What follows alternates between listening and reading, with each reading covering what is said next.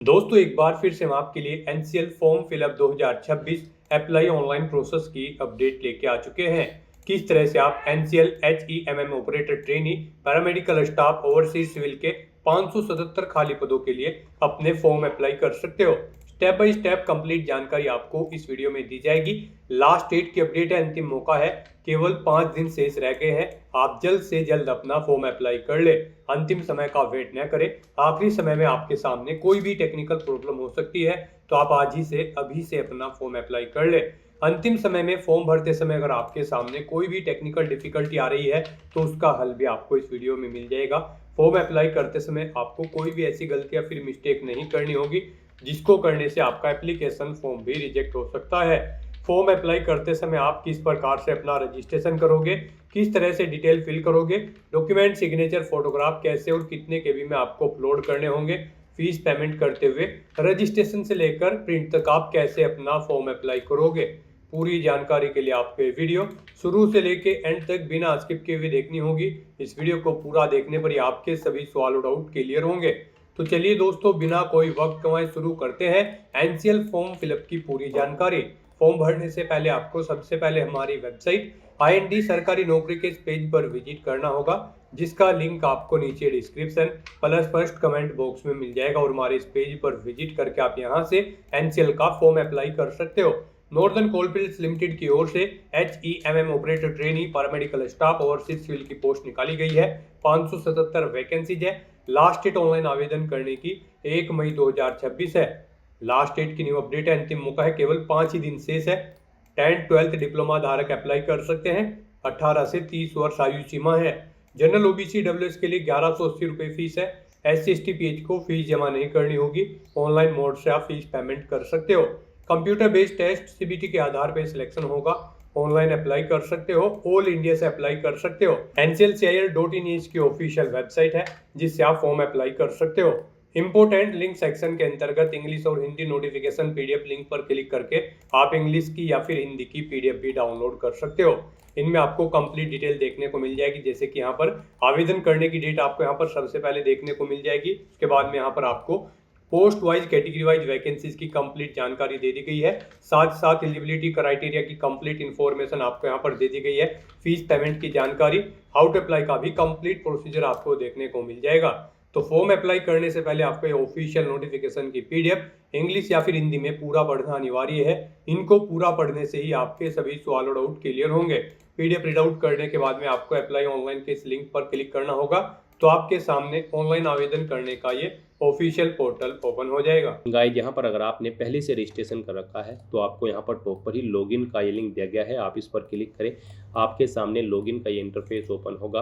अब यहाँ पर आपको अपना यूजर आईडी एंटर करनी है, अपना पासवर्ड आपको एंटर करना है, ये कैप्चा कोड यहाँ पर एंटर करना है और उसके बाद लॉगिन की स्टेप पर क्लिक करते हुए लॉगिन करके अपना फॉर्म अप्लाई कर लेना है। और अगर आप इस भर्ती के लिए फर्स्ट टाइम अप्लाई करने जा रहे हो तो सबसे पहले यहाँ पर आपको अपना रजिस्ट्रेशन करना होगा। उसके लिए यहाँ पर आपको टॉप पर ही रजिस्टर का लिंक दिया गया है, आप इस पर क्लिक करें। आपके सामने यहाँ पर रजिस्ट्रेशन का फॉर्म ओपन हो जाएगा। अब यहाँ पर आपको अपनी बेसिक इन्फॉर्मेशन प्रोवाइड करते हुए अपना रजिस्ट्रेशन करना है। सबसे पहले यहाँ पर आपको पोस्ट सेलेक्ट करनी है, आप जिस पोस्ट के लिए अप्लाई करना चाहते हैं। फिर यहाँ पर आपको अपना फुल नेम एंटर करना है। उसके बाद आपको अपना मोबाइल नंबर एंटर करना है, उसे एक बार फिर से एंटर करके कंफर्म कर लेना है। अपना मोबाइल नंबर आपको यहाँ पर एंटर कर देना है, कोई अल्टरनेट मोबाइल नंबर है। उसके बाद आपको अपनी ईमेल आईडी यहाँ पर एंटर करनी है, उसे कंफर्म कर लेना है। और उसके बाद गाइज फिर आपको यहाँ पर जनरेट ओटीपी के इस ऑप्शन पर क्लिक करना है। फिर आपके सामने ये कैप्चा ऑथेंटिकेशन मोड ओपन होगा। आप ये कैप्चा कोड यहाँ पर एंटर करें और उसके बाद सबमिट के इस ऑप्शन पर क्लिक कर दें। फिर आपके मोबाइल नंबर और ईमेल आईडी पर ओटीपी आए होंगे, वो ओटीपी आपको यहाँ पर एंटर करने हैं। वैलिडेट के ऑप्शन पर क्लिक करते हुए अपना मोबाइल नंबर और ईमेल आईडी यहाँ पर आपको वेरीफाई कर लेने हैं। उसके बाद आपको डिक्लेरेशन सेक्शन में आई एग्री के इस चेकबॉक्स को ओके करना है। और फिर गाइज आपको यहाँ पर ये कैप्चा कोड इस बॉक्स में एंटर करना है और उसके बाद रीवेरीफाई के इस ऑप्शन पर क्लिक करना है। फिर यहाँ पर आपने पीछे अब तक जो डिटेल प्रोवाइड की है उसका प्रीव्यू आपको शो कर दिया गया है। आपको सभी डिटेल्स केयरफुली चेकआउट करनी है, इनके सामने इन सभी चेक बॉक्सेस को ओके करना है। और फिर गाइज आपको यहाँ पर सबमिट के इस ऑप्शन पर क्लिक करना है। इस तरह से यहाँ पर आपका रजिस्ट्रेशन सक्सेसफुली कंप्लीट हो चुका है। आपके रजिस्टर्ड मोबाइल नंबर और ईमेल आईडी पर आपका एक एप्लीकेशन नंबर यानी कि रजिस्ट्रेशन नंबर और पासवर्ड सबमिट कर दी गई हैं। आपको इन्हें केयरफुली नोट डाउन करके रख लेना है फ्यूचर यूज के लिए। और गाइस यहाँ पर अब आपको अपना फॉर्म अप्लाई करने के लिए गो टू एप्लीकेशन के स्टेप पर क्लिक करना है। अब यहाँ पर आपका फॉर्म स्टार्ट हो चुका है। अब गाइस यहाँ पर आपको सबसे पहले अपना जेंडर सेलेक्ट करना है, फिर आपको अपनी डेट ऑफ बर्थ कैलेंडर में से सिलेक्ट कर लेनी है इस ऑप्शन पर क्लिक करते हुए। फिर आपको अपनी नेशनलिटी सेलेक्ट करनी है इंडियन, अपनी कैटेगरी आपको सिलेक्ट कर लेनी है। फिर आपसे पूछा गया है कि क्या आपके पास heavy motor vehicle driving licence है या फिर ट्रांसपोर्ट लाइसेंस है जो कि इशू किया गया है आरटीए या फिर आरटीओ के द्वारा। तो यहाँ पर आपको येस ऑप्शन सेलेक्ट करना होगा अगर आप HEMM ऑपरेटर की पोस्ट के लिए अप्लाई कर रहे हैं। उसके बाद यहाँ पर आपको अपनी पर्सनल डिटेल देनी है। पर्सनल डिटेल में यहाँ पर आपको अपने फादर का नाम एंटर करना है, अपनी मदर का नाम एंटर करना है, अपना मैरिटल स्टेटस आपको सेलेक्ट कर लेना है, आप मैरिड हो या फिर अनमैरिड। उसके बाद यहाँ पर आपको अपनी टेस्ट सिटी सेलेक्ट करनी है। टेस्ट सिटी में आपको 6 चॉइसेस दी गई है। यहाँ पर आप जिस टेस्ट सिटी को जिस नंबर पर प्रेफरेंस देना चाहते हैं उस नंबर पर आप उसे सिलेक्ट कर ले।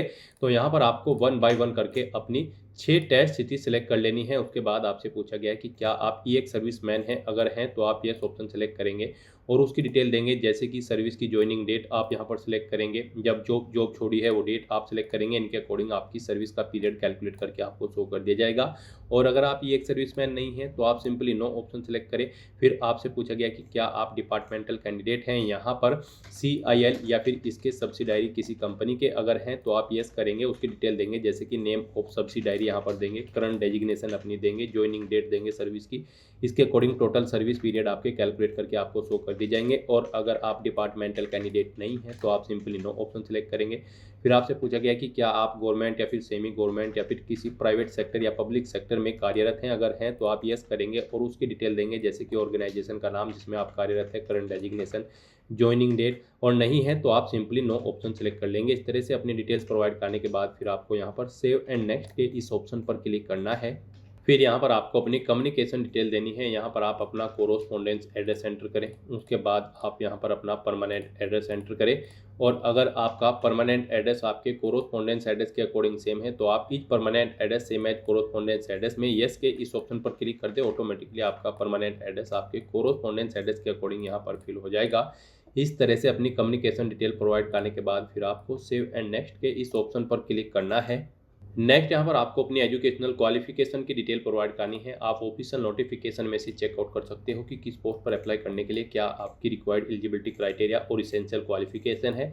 यहाँ पर HEMM ऑपरेटर ट्रेनिंग की पोस्ट पर अप्लाई करने के लिए आपका 10वीं क्लास पास आउट होना जरूरी है किसी वेल रिकॉग्नाइज्ड बोर्ड से, प्लस आपके पास यहाँ पर valid heavy motor vehicle driving licence या फिर ट्रांसपोर्ट लाइसेंस होना जरूरी है जो कि आपको इशू किया हुआ हो RTA या फिर RTO के द्वारा। और बाकी यहाँ पर जो और पोस्ट है स्टाफ नर्स और फार्मेसिस्ट और या फिर कोई अन्य पोस्ट है उसके लिए भी आप यहाँ से ऑफिशियल नोटिफिकेशन में से एजुकेशनल क्वालिफिकेशन और इसेंशियल क्वालिफिकेशन चेकआउट कर सकते हो और उसके अकॉर्डिंग फिर आपको यहाँ पर अपनी क्वालिफिकेशन की डिटेल देनी है। तो यहाँ पर अब आपको सबसे पहले 10वीं क्लास की डिटेल प्रोवाइड करनी है। यहाँ पर आपको सबसे पहले देना है बोर्ड का नाम जिससे आपने अपनी 10वीं क्लास पास आउट की है। फिर आपने ये किस ईयर और मंथ में पास आउट की है वो आपको सेलेक्ट कर लेना है। उसके बाद गाइड आपको बताना है इंस्टीट्यूट या स्कूल का नाम जिससे आपने अपनी 10वीं क्लास पास आउट की है। फिर आपको सब्जेक्ट देने हैं अपनी 10वीं के। उसके बाद यहाँ पर आपको बताना है आपका जो रिजल्ट था वो परसेंटेज में था या फिर CGPA में। परसेंटेज में अगर था तो बताएं कितने मार्क्स आपने ऑब्टेन किए हैं, टोटल कितने मार्क्स थे जिसमें से आपने मार्क्स ऑब्टेन किए हैं वो आपको एंटर करने हैं। इनके अकॉर्डिंग आपकी परसेंटेज यहाँ पर कैलकुलेट करके आपको शो कर दी जाएगी। इस तरह से आपको अपनी 10वीं क्लास की डिटेल देनी है। फिर आपको अपनी 12वीं क्लास की डिटेल देनी है। यहाँ पर भी आपको सबसे पहले बोर्ड का नाम देना है। उसके बाद आपको पासिंग ईयर बताना है कब आपने पास आउट की है अपनी 12वीं क्लास। उसके बाद यहाँ पर आपको स्कूल या कॉलेज का नाम देना है जिससे आपने अपनी 12वीं क्लास पास आउट की है। सब्जेक्ट देने हैं अपने 12वीं के और फिर आपको रिजल्ट का टाइप बताना है। परसेंटेज में अगर था तो बताएं कितने मार्क्स आपने ऑब्टेन किए हैं, टोटल कितने मार्क्स थे जिसमें से आपने मार्क्स ऑब्टेन किए हैं वो आपको एंटर करने हैं। इनके अकॉर्डिंग आपकी परसेंटेज कैलकुलेट करके यहाँ पर आपको शो कर दी जाएगी। इस तरह से अपनी क्वालिफिकेशन की डिटेल प्रोवाइड करने के बाद फिर आपको सेव एंड नेक्स्ट के इस ऑप्शन पर क्लिक करना है।